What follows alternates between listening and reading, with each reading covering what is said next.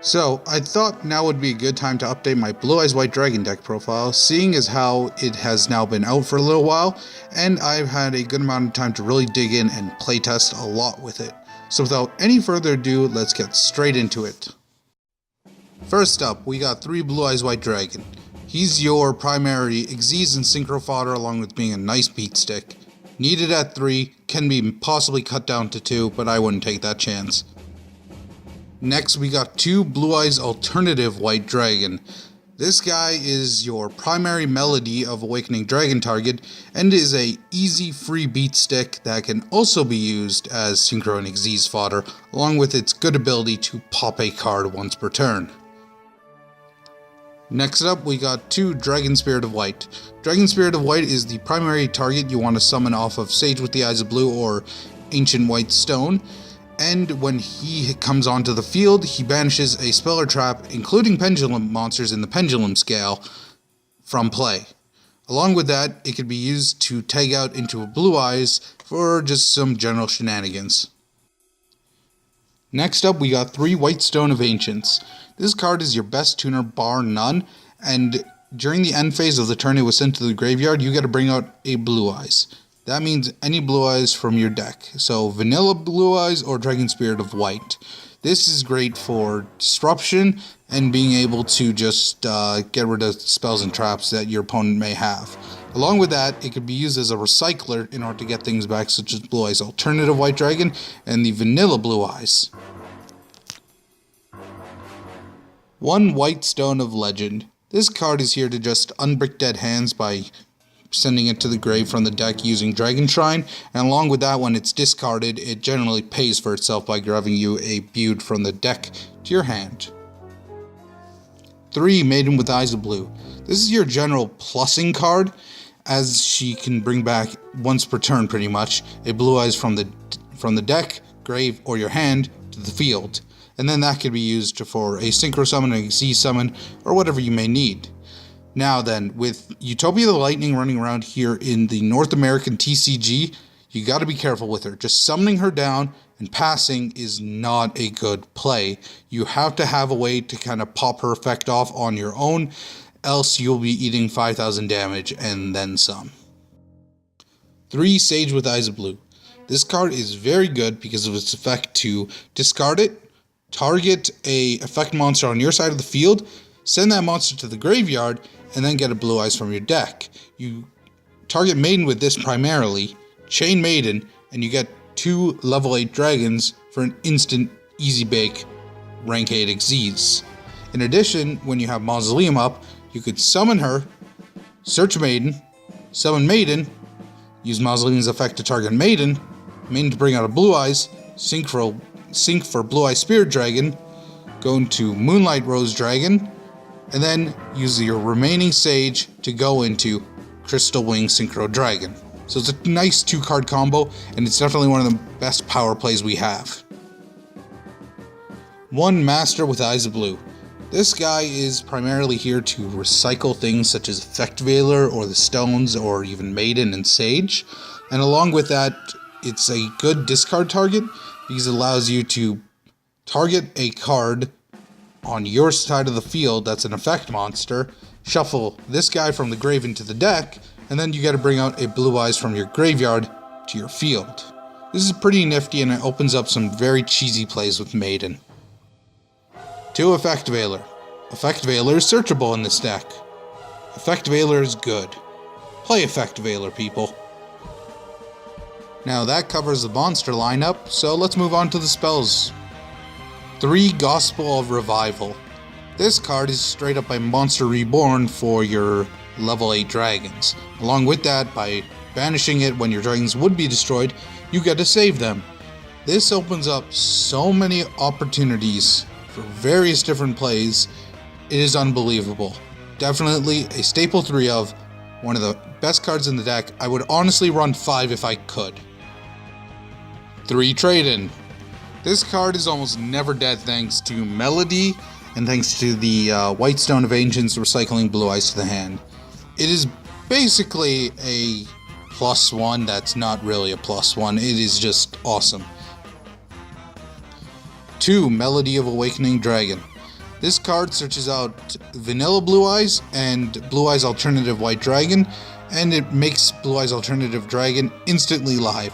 Along with that, it discards your Ancient White Stones, your White Stones of Legend, and any other dead level 8 Dragon type monsters you may have in your hand. It's good, but I felt 3 Clogs a bit too much, so I bumped it down to 2. 2 Twin Twister. This deck likes to OTK and doesn't like back row. Twin Twister takes care of back row. Twin Twister is good. It also discards all our discard outlets that I just previously mentioned, so run it at 2. You could get away with 1, but I've been Vanity's Emptiness too many times to not do that. 2 Dragon Shrine. This card is primarily here to set up the grave when you are in a bit of a pickle, or whenever you just want to make a target live for your Gospel of Revival. Along with that, it can dump the White Stones, and it's just generally good for grave setup that you may need for later down the line. 2 Mausoleum of White. Mausoleum of White is a bit of the core to this deck's strategy of consistently popping Maiden and consistently having your double normal summons. It's a really good card, but the effect to search Burst Stream of Destruction is completely irrelevant. I felt that was more of an OCG thing because they don't have Raigeki there while we do, which is kind of weird to think about it. To go with Mausoleum, we got 1 Terraforming.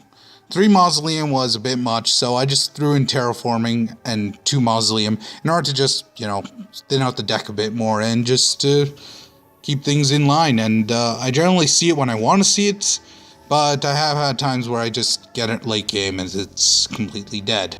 1 Soul Charge. This is why. That is all. 1 for 1.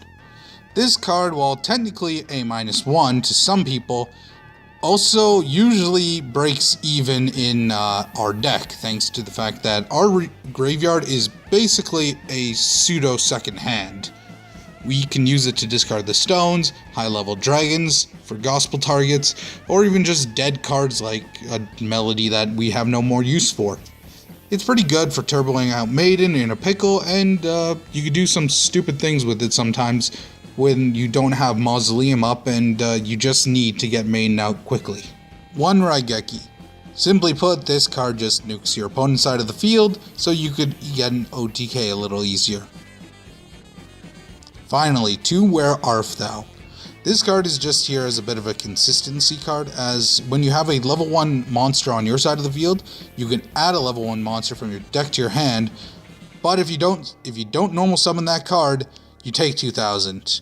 This can be somewhat mitigated with various Mausoleum shenanigans, such as my favorite play being play Mausoleum, normal summon Sage, Sage to search Effect Veiler, play Where Art Thou to search Maiden, normal summon Maiden, and go into whatever play we want to make. Moving on to the extra deck, we have 1 Black Rose Moonlight Dragon. This guy is your primary target for Blue Eye Spirit Dragon, along with being a generally stunny card. It could also be used as synchro material to go into Crystal Wing, which is great. 1 Crystal Wing Synchro Dragon. This guy is just a good kind of lockdown card to lock down your opponent's monster's effects, and along with that it gets over big beaters such as Cosmos Dark Destroyer and various other things like that. 2 Azure Eyes Silver Dragons. Probably your primary Blue Eye Spirit Dragon target. This guy turns all your dragons into untargetable and undestroyable monsters, along with getting some graveyard recursion with bringing back things such as Vanilla Blue Eyes or even Dragon Spirit of White. Next up, we got 2 Blue Eyes Spirit Dragon. This guy stops graveyard effects, and it can stop your opponent from doing mass pendulum summons or mass soul charge plays. In addition, this guy tributes itself to go into Azure or Moonlight Dragon, which are very good cards and can be used in conjunction with certain opponent effects in order to avoid things such as targeting and whatnot. 1 Cloud Castle. Now, Cloud Castle is primarily here for the rank 9 play, But if you are in a bit of a situation, you can synchro this guy, get a Blue-Eyed Spirit Dragon from your graveyard, and sit on both those guys in defense position and just kind of wait out your opponent a bit. Not the most ideal play, but then again, just it's good for when you can't exactly go turbo straight into your rank 9 Enter Blathnir. Number 23, Lancelot, Dark Knight of the Underworld. This card is your primary game ender. If your opponent has less than 2,000 life points left, try to make it a priority to go into this thing and just attack directly, because this guy avoids Drowning Mirror Force, Storming Mirror Force, Battle Fader, Magic Cylinder. It's just a very good card for locking out your opponent's options. In addition, if your opponent only has, say, one card in their hand and you don't have quite fatal damage, main phase 2, go into this guy and watch your opponent cry as they can't do anything to stop you. So next up we got Divine Dragon Knight Felgrand, still my favorite rank 8 Xyz in the game. While his usefulness has been somewhat mitigated thanks to things like Lancelot and number 38, he's still a very good card both offensively and defensively, and first turn plays, he's not bad. Number 38, Hope Harbinger Dragon Titanic Galaxy. Something else probably. Anyways, this guy is another newer rank 8 Xyz, and he's very good.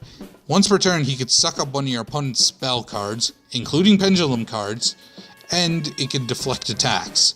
While you primarily won't be using the deflect attack ability, in order to stop your opponent from doing various plays, you could just suck up a spell card. You could suck up a Monarch Stormforth, you could suck up a Monkey Board, whatever you need, this guy has it covered. Next, number 62, Galaxy Eyes Prime Photon Dragon. This guy is what you use to get over things like Ultimate Falcon, Great Magnus, and what other big walls your opponent may bring to the field. He is very good at doing that, but unfortunately, since we don't use any Galaxy Eyes cards, any damage he does is halved. So you have to be a bit careful with that. Next, we got number 107, Galaxy Eyes Tachyon Dragon. This guy is a skill drain that activates during the battle phase, your battle phase to be specific, and he could be used as a good anti-floater card. Unfortunately, he's not the most useful card, and I wish his stats were just a bit higher just so you get over things like Dark Destroyer. But, oh well, still a really solid card and great for ranking up into the next couple cards we got on our list. Now then, for the Xyz evolutions, we got Galaxy Eyes Full Armor Photon Dragon. You can overlay this onto either number 107 or number 62 for an instant 4000 beat stick that can pop a card once per turn.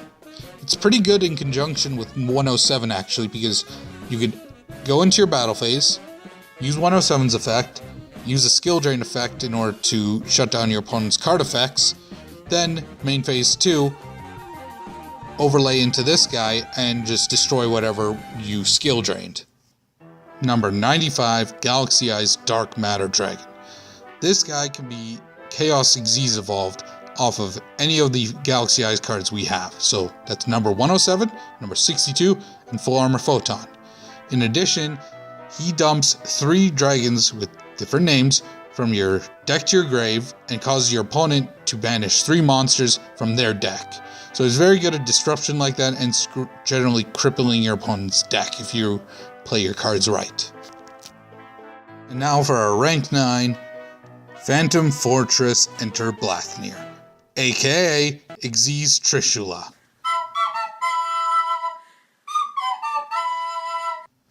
Now, this guy can be made with 2 level 9s, so primarily Cloud Castle and Blue-Eyed Spirit Dragon, and it can use one of these effects. It can banish a card your opponent controls, non-targeting, so you can banish Dark Destroyer or whatever else you need to get rid of.